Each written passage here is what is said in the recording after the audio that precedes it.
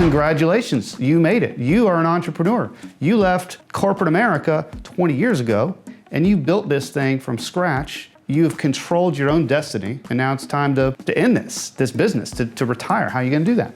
Basically, you have 4 options.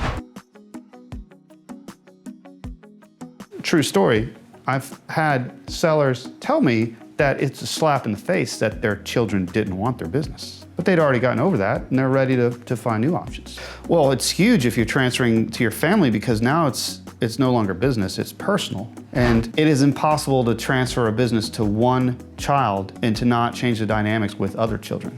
So when it comes to transferring a business to one's family or children, I think that the most successful owners have raised their children in the hopes that they would take over their business because it's something that they built and they would love for it to continue past them.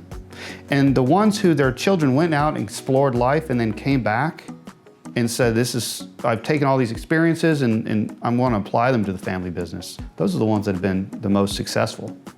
So sometimes the children, they go out in the world and they come back and they have no interest in taking over the family business. And that's something that if they've made that decision, you can't force them to take the business. They're adults at that point, they have free will. So you have to come up with another plan to transfer your business. I have an example right now of a business where the owner wants to sell the business to a key employee.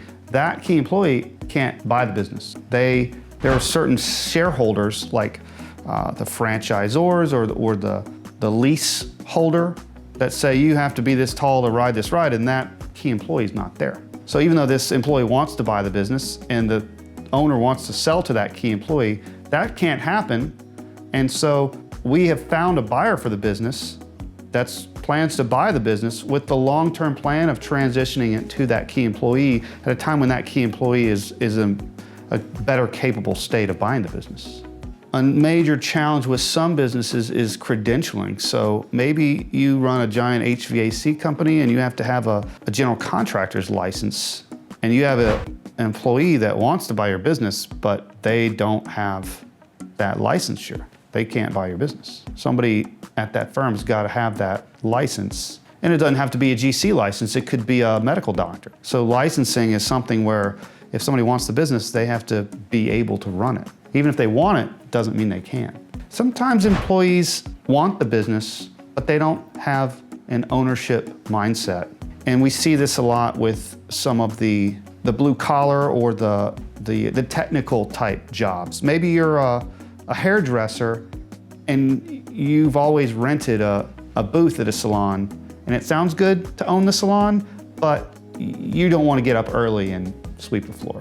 So some employees, they want to be the boss, but they don't have an ownership mentality, and for that reason, it may never work.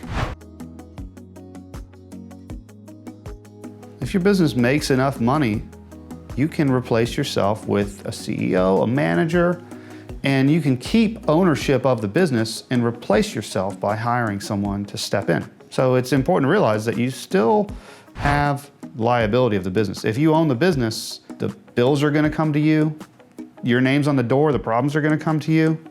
But you could step out of the day-to-day operations of the business and it could still make some money. You still have equity. The challenge when you hire someone to replace yourself is your name's still on the door, you're still responsible. It can go well for a really long time, but in the event, it's kind of like the stock market. If something goes south, there may be a long period of time. You may have to step back into the business to right the ship. And if you are on some type of path where you plan to be golfing in the year XXX, you're not controlling your own destiny if you're depending on someone else to run a key part of your business. So that can be a challenge of the strategy of hiring a CEO or putting a manager in to replace yourself. Installing a manager, stepping out of the business to some degree, infinitely increases the value of your business in most cases.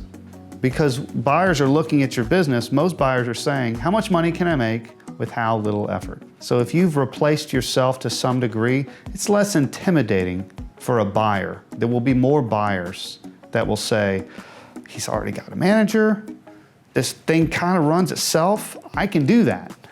Usually we have the other problem where people are looking at a business and saying, that owner is the business, that owner does too much, there's no way I could replace what that owner's doing. So it definitely increases the value of your business from an operational perspective to install a manager. Now what that does to the bottom line, if you're making $100,000 and now you're paying a manager $75,000, your business really only makes 25 grand a year now.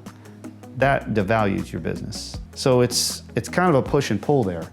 But if you can install a manager and still have your business make considerable amount of money, you're in an infinitely better position to find a buyer that's going to be able to take it and run with it.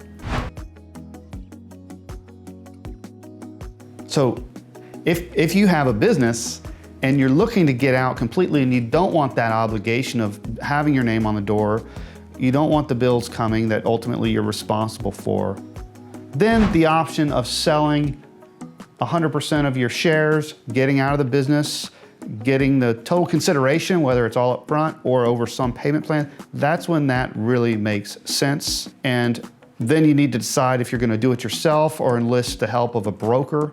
That's when you need to put together your advisory team of your attorney, your CPA, your financial advisor to make an informed decision so that you can have that liquidity event and get you into retirement for true passive income. I have these conversations with owners all the time. Some of them say, this is where I'd like to be in 5 years. How can I get there? And we talk about, does it make sense to install a manager? What would that do to your bottom line? And ultimately, what would that do to your valuation? What is the number that you want? How do we get there? That's what we help people with here at VR Business Brokers, is empowering owners with their options for exit.